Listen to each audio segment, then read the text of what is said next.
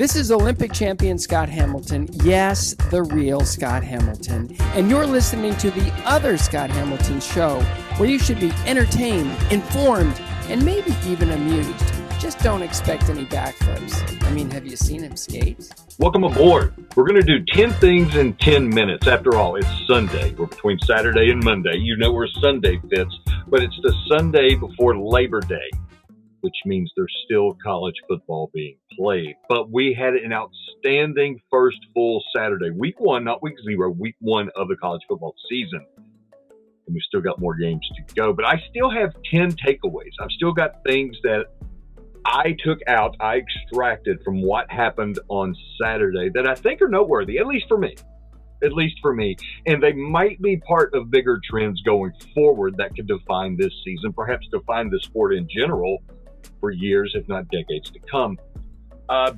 Alabama. Jalen Milroe got in at quarterback. Is he going to stay the quarterback? Probably. But Nick Saban being the greatest coach of all time, who knows what direction he'll go in going forward. It could change the quarterback depending upon the matchup. There's no telling what Nick Saban decides to do, especially with Texas not far down the road. 10 things in 10 minutes. Let's just get to that. First of all, it's really weird to watch the Big Ten on CBS. Just really bizarre. It seems almost kind of dirty in my vantage point. Maybe it's because I am a little lopsided. I'm a little bit biased when it comes to the Southeastern Conference, Southern football in general, when juxtaposed to the neighbors up north in the Big Ten. But you hear the announcers, you hear the SEC music in the background and how they're waving the pom-poms. CBS is waving the pom-poms before the Big Ten, and it just doesn't seem right. Now, I know I need to readjust my mind. I know this is the new normal. I know the TV contracts and the networks and all that are what really decides things when it comes to college football now. But I got so used to CBS being the network of the SEC, that 3:30 kickoff. If you got that 3:30 time slot on a Saturday, that meant you were big time. That meant you were playing the game of the day, probably, in all of college football, not just the Southeastern Conference. It just meant a lot. It just meant more. That's the slogan of the SEC, after all. And to see that now handed off to the Big Ten, it's a little jarring. Here's what else is jarring. Spread offense at Wisconsin. And when you think of Wisconsin, you think of these large linemen, large running backs, 3 yards in a cloud of dust, Barry Alvarez, Brett Bielema. You get where I'm going. Smash mouth Big Ten football, snow and jump around and all that. But now we've got this spread offense coming. Luke Fickell, the new coach of the Badgers, bringing in Phil Longo from North Carolina, installing the spread offense. And I think that's going to be seismic, not only for the Badgers football program, but for the Big Ten in general. Maybe this is the way that kind of football, that kind of offensive football makes its way into that conference, by having one school started and then everybody else adapting. After all, now you've got to practice for it. Now you have to prepare for it. Every team that has Wisconsin on its schedule has got to start preparing for the air raid.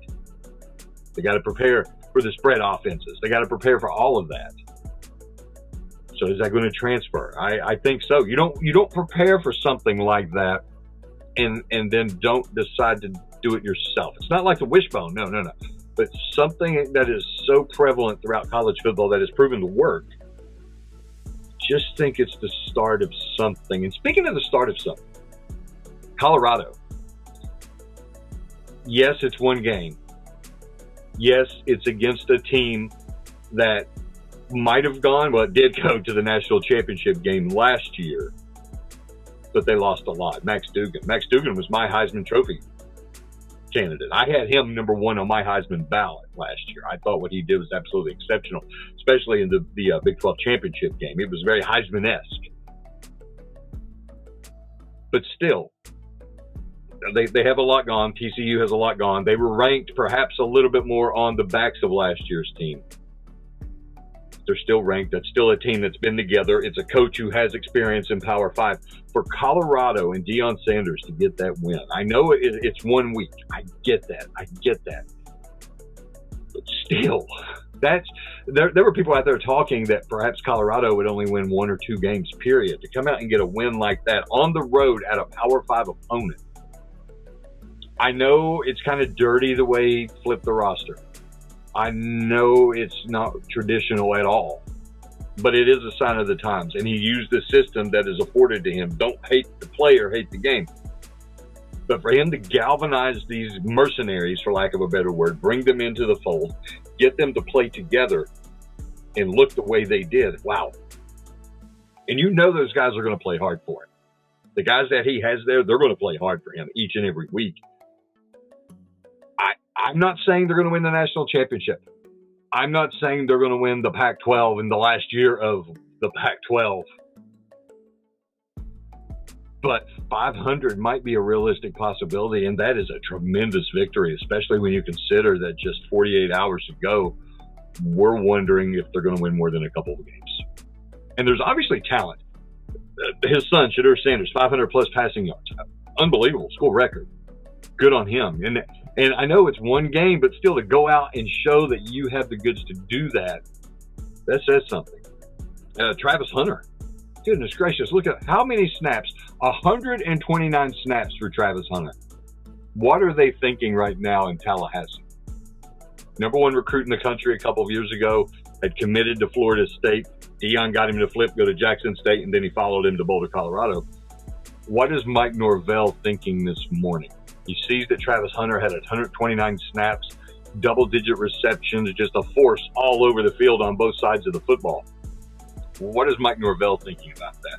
And would Mike Norvell had allowed him to have been that kind of player? Would he have leveraged his unique skill set on both sides of the football? We don't know. We don't know. He might have put him into a box. You know, you're going to be a cornerback. That's what we're recruiting you as. Or perhaps somewhere along the line, you're going to be a wide receiver. We don't know if he would have given him the latitude, the freedom that Deion did to play both ways. Again, Deion, the ultimate Swiss Army knife. We don't know. But he is at Colorado, and what I saw yesterday against a good TCU team, not a national championship caliber TCU team like last year, not a TCU team that would be a factor in the Big 12 race, nothing like that, but a good FBS team. What I saw yesterday was a wonderful athlete with so much upside and an incredibly high ceiling. I'm not saying Heisman. Deion's out there throwing Heisman around. No, that's a crowded marketplace. But it could still be a special season, and that can end up just making wonderful things happen for Colorado. And speaking of a Heisman, Caleb Williams, the reigning Heisman Trophy winner, he looked like a Heisman Trophy winner over the weekend. But all the quarterbacks that we expect to have big seasons looked the way we expected them to look. They played the way we wanted them to play, or we thought they would play. Across the board. Jackson Dart at Mississippi looked absolutely fantastic for the Rebels over the weekend. I thought he looked wonderful. Drake May at North Carolina, which Drake May played well, but I actually think that it was their defense of all things, their defensive line that really helped them keep going in that win over South Carolina. Looked absolutely phenomenal. Quarterback at Penn State, Drew Aller, looked great. He looked like the guy that we expected. So to begin handing a Heisman out in September, which we often do, the September Heisman, I remember Leonard Fournette getting it one year. That's a fool's errand. Travis Hunter could be in the mix. Come December, he could find a place in New York City for that presentation. I'm not saying he won't, but to go the Deion route and start handing them that right away, I think that's it's a little foolhardy. Another big takeaway: guarantee games. And the guarantee game is where you pay a lower level school, a lower level team to come to your house, take a beating, you get a check, you go home, and you fund your football team, perhaps your entire athletic department if you're an FCS school, from that single day payday. Sometimes it doesn't work out, and we saw a couple of instances of that over the weekend. Fresno State, and this is a really good one. Fresno State beat Purdue 39-35, got paid $1.35 million to do it. So not only did they get a win against a Power 5 opponent, they got a big fat check too, so good on them. Boston College, $1.1 million to Northern Illinois. lose 27-24 in overtime. Jeff Hafley already on the hot seat. They might have a new coach in Chestnut Hill by the middle of the season, but I digress. One thing to keep in mind, these losses, these guaranteed games, the losses that the paying team is taking, those are at home. That's part of the thing. You give them a check, they come to you, they take a beating, you get the win. That's how it's supposed to work. Not working out too well through week one. Baylor, Dave Aranda, another guy that's probably going to start filling the hot seat, especially after the dip from last year, 6 wins after winning the Big 12 the year prior. They got off easy. They only had to pony up $375K to Texas State to take a 42-31 loss. But that stings a little more because that's an in-state opponent beating you. Texas State. That sounds like one of those fictional schools that you would see in some movie, this upstart program. I think of Necessary Roughness. I can't remember the exact name of the program. One with Scott Bakula and Kathy Ireland. Was that Texas State? I'm going to have to do some research after this podcast to fact check myself. Sometimes it works though. Auburn, but it's cost them a pretty penny, but Auburn's got beaucoup dollars. Auburn paid almost $2 million to UMass to get a win in Hugh Freeze's debut. Now, these schedules are set far in advance. I don't know when any of these were officially locked in, but I think it's safe to say they were locked in years ago. And this is just how they've happened to cycle through, and that Fresno State is maybe a little bit better than they expected a few years ago, or Purdue is not as good as Purdue expected to be at this point. But the schedule set in advance, Auburn paying UMass almost $2 million to take a 59-14 beating. UMass going to take that money. Hugh Freeze going to take that win, but big difference between playing UMass and playing Alabama, LSU, so on and so forth. One more thing before we go, because there is more football to be played. LSU, Florida State is going to be an absolutely fantastic game on the line there. SEC West ramifications, ACC ramifications, national championship ramifications, maybe playoff? Maybe. Too much hype, too much sizzle, not enough steak for either team. We're going to find out.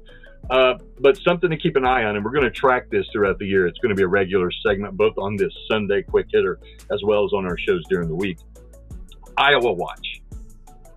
Iowa, good team this year. Iowa getting the win on Saturday, beating Utah State 24-14. 10-point win, comfortable victory, solid program, Utah State. 1 point less than what they need to hit per game. Remember, Iowa has to average 25 points a game for Brian Ferentz to keep his job. The offensive coordinator, son of Kirk Ferentz, the longest tenured coach in college football, or at least FBS football. So now they have to average, and I'm going to do the calculus in my head, I believe it's 25.1 points a game in order for him to meet that obligation, to hit that metric, to come back and be employed again at the University of Iowa next year. 301 total points for the season. So if you want to figure it out like that, they need 277 more total points for him to keep his job. Just some stuff to think about. Again, we're just kicking off the season. We're just kicking off this podcast. Very happy to be on board with FanStream Sports. Can't wait for everything that we're going to do. We're going to have a lot of fun. We're going to chop up a lot of football. We're going to chop up a lot of golf, NFL, NASCAR, you name it. Questions, comments, complaints, suggestions. The DMs are open on X, a.k.a. Twitter. Hit me up at ScottH4456, ScottH4456. Feel free to tell me what you think. Tell me what you want to hear, what you want to discuss.